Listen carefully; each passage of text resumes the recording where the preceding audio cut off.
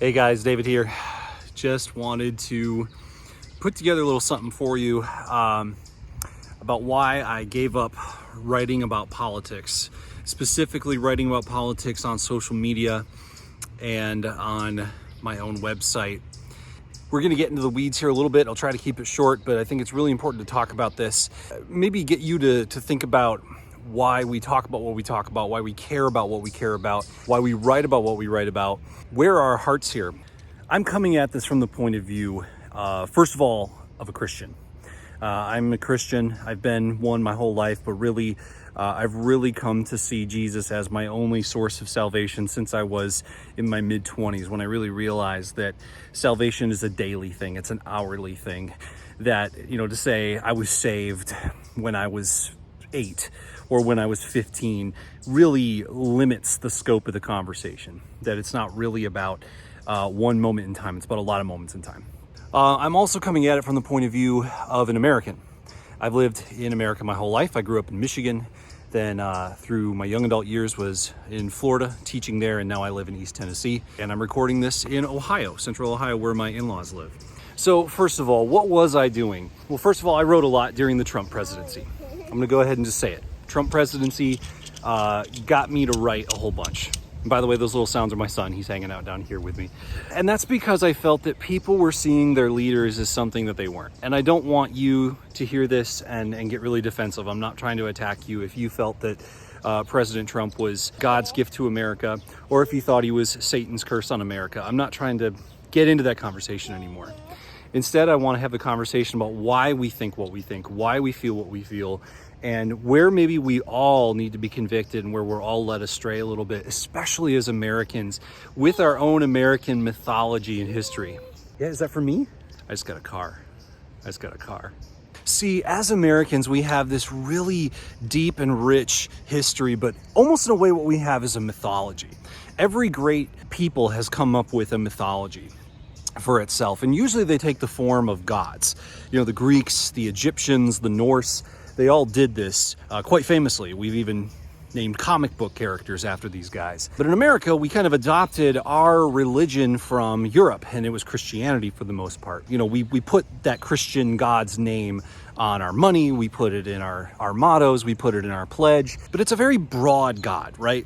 It's just one nation under God. And in that way, even the idea of God is kind of like this large open box that you can fill with whatever idea you want. And something I've noticed about America is that we tend to fill that with whatever we think America is supposed to be, whatever America is, what it means, Yet if you ask two different Americans what America is and what it stands for, you're going to get two very, very different answers a lot of the time. So like you ask someone from just down the street here, somewhat suburban, rural Ohio, what is America? America is hard work. America is the chance to try and succeed or fail on your own.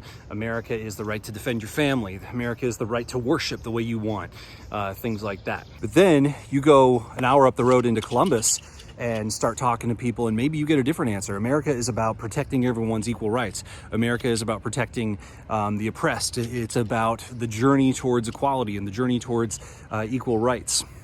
You even get into questions about America is about capitalism. America is about lower taxes, more government, less government. In fact, there's a lot of ideas about what America is, and they all tend to be different. This is why we have these red states and blue states. But here's the funny thing I noticed. I was looking at the results of the recent presidential election, Biden versus Trump, and even the states that were, red, were like 60% voted for Trump, 40% voted for Biden, roughly. And what that means is you get 5 people in a room, only 3 of them voted for Trump, 2 of them voted for Biden. In 10, that's 6 versus 4. That's a pretty narrow margin in the scheme of actual human beings with emotions and passion and heart. Same thing goes for blue states. You may have 6 people who voted for Biden and 4 who voted for Trump. So even in California, there are a lot of people who voted for Donald Trump. And in Alabama, there's a lot of people that voted for Joe Biden. So this whole idea of red state, blue state is kind of ridiculous. It's something that was coined by people who sell news and sell ideas about America in order to make money. In reality, we live in this purple nation, this purple place of all different perspectives and ideas that blend together into this thing that we call America.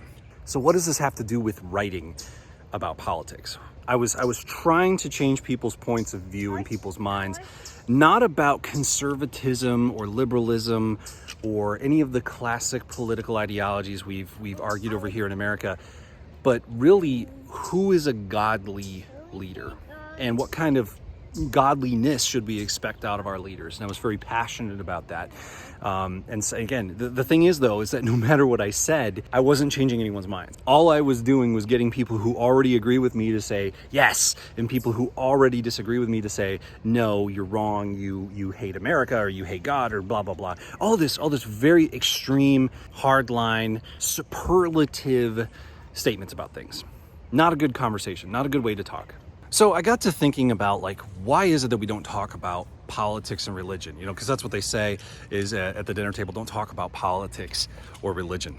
Why do we put those things together? Well, we put them together because they're the same thing, is that politics is a religion, and religion is all about politics. It's about the way things should be done. It's about the way that we hand out power and what power is allowed to do and what power is not allowed to do. And whether we call the head of the organization pastor or priest, or we call them president or governor or mayor, it's kind of all the same thing. But the truth is where our hearts are in this. That's what I wanted to get to, and my writing wasn't really getting through the blinders that we put on.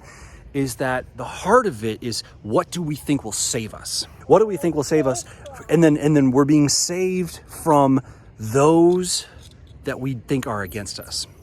And there's a lot of this us and them happening there. And so, with religion, it's, who believes what I believe? Who agrees with what I agree with in terms of what's going to save you from sin? And even there's disagreements about what is sin, what is not sin, what's negotiable and what's not negotiable. I think my boy wants to go back up the hill. Politics runs the same way though, is that which politician is going to save us from the people who believe the different things, or the people who are going to invade us from the outside, the people who are jeopardizing our culture and our values. We have the same disagreements in our churches.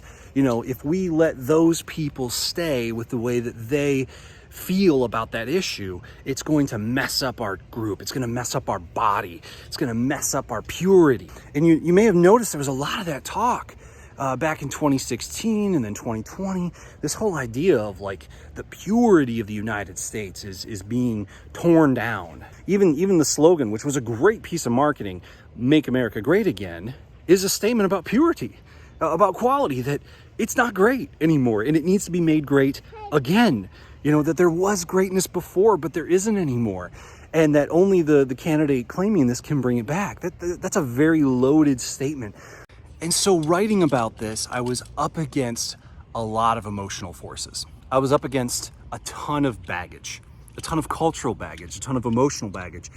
And I've kind of come to this conclusion that politics is a cult, and that I was kind of participating in the cult in a way. I was at least glamorizing it or validating it. And what I mean by validating it is having the debate about whether or not a certain political point of view can save us. Now, this is where this might get offensive for some of you, but hey, I'm here to be real. I'm here to share the truth that I have learned through scripture and through the gospel and through the teaching I've been given by my leaders and my mentors. The only true saving can come from Jesus. And I know that is in a way, it seems like a cop-out for people who don't want to engage in the system. And in no way am I talking about disengaging from the hurting, from the wounded, from the oppressed. That's not what I'm talking about. Instead, what I am talking about here is engaging in the reality that the only one who can save us is Jesus Christ and the model that he created with his disciples and with his followers, and that the church is missing out. The church is leaving a void by not being that. Why is the government rushing in to create justice and solutions to our problems if there isn't a void there? Seriously though, if the church was doing its job, if the people of God were doing their job, a lot of these problems that we're dealing with wouldn't exist. There would still be problems. Problems existed with the early church, but Jesus solved those problems with conversions, with miracles, with the humble servanthood of the Word of God. Jesus did that. He was active and he was powerful in this world. But now somehow, because of our great history and our great stories and our great American mythology, I think we've made the mistake of thinking that America is supposed to be Jesus in this world. That the work of Jesus, the healing, redemptive work of Jesus, is supposed to be done by the red, white, and blue, the stars and stripes. And I'm sorry, no flag can replace the sovereign Son of God. No pledge, no star-spangled banner can replace the power of the incarnate God on earth dying for sinners. There's just nothing that can replace that. And so what I realized is that by writing about politics, I was completely taking my eye off the ball. And by trying to persuade people that one political personality or point of view was perhaps not the best, I was trading kind of garbage for trash or trash for garbage, in that we weren't talking about the true change that comes from Jesus Christ and his gospel. Again, I don't want to advocate for copping out of political engagement with a gospel frame. I think we should still vote. We should definitely still vote. We should definitely still learn about candidates and positions and issues and think, where can the most biblical good be done? But ultimately, we're electing a sinner. We are electing a fallen, broken sinner who needs Jesus as much or even more than we do, because they're going to have power. And the devil is very good at targeting people in power and corrupting them. This is why Washington is such a dumpster fire as it is. And so maybe you're like me and you've made the mistake in the past of thinking that one politician was a savior, or that another politician was a devil or an antichrist. And the reality is they're all just sinners, just like me and just like you. They're all sinners. They need our prayers, they need our encouragement, but more than anything, they need our accountability. They need us to hold them accountable. And if we're going to excuse politicians who lie and cheat and are constantly backpedaling on what they've said and covering up what they've done and oppressing the weak and oppressing the poor and oppressing the alien and oppressing people who don't have any agency, and only fighting for the rich and the wealthy who are connected and powerful and rich and keep them in office, if they only are going to fight for those people, how antithetical to Jesus is that? And so we should weep and moan and lament the brokenness of our political system, not think that one half of it is going to somehow fix the other half, or one third is going to fix another third, while another third of us are kind of homeless on this island, not knowing if we're red or blue. So I just want to close with this last thought about why I don't want to write about politics anymore, but you'll often hear things that kind of have a political leaning to them come out of my mouth or out of my pen. I mentioned earlier that I feel we're a purple nation, and what a coincidence that the color purple is also the color of royalty. And when I think of royalty, I think of how, as a Christian, I'm called to live as a subject of King Jesus. And as an American, I kind of bristle at the word king. It kind of rubs against my mentality of freedom and individuality, and everything in the Bill of Rights I've kind of believed all my life was given to me by God. And in a way, it was given to me by God. But here's the thing. Jesus had every freedom and every right and every protection in the universe in heaven with his Father. And he gave it all up. And he was poor. He was homeless. He was an alien. He was rejected. He was hated.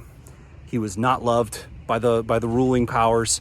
He was not well connected with the kings and the governors and the priests and the lawmakers. They hated his guts.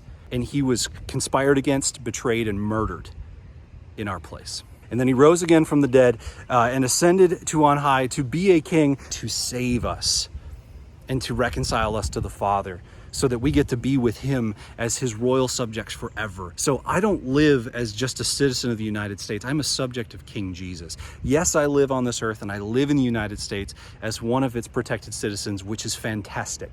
But if I don't use every ounce of that freedom to advance the gospel, what the heck is it for?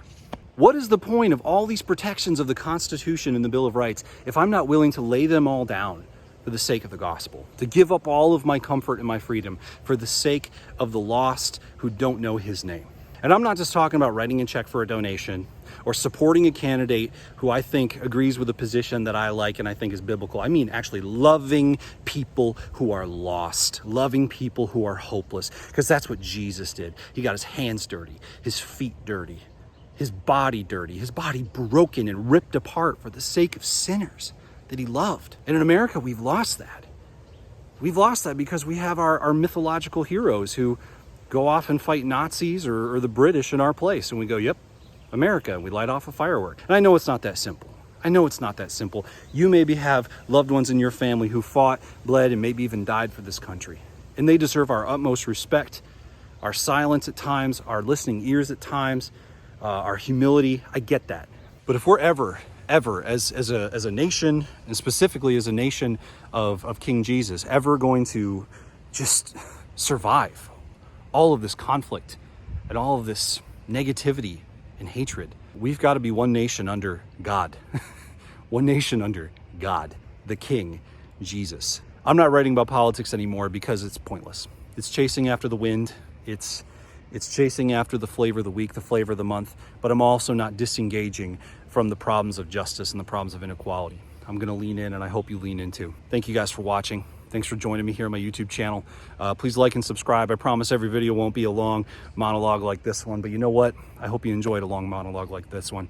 I'm David Safford, and I hope you stick around.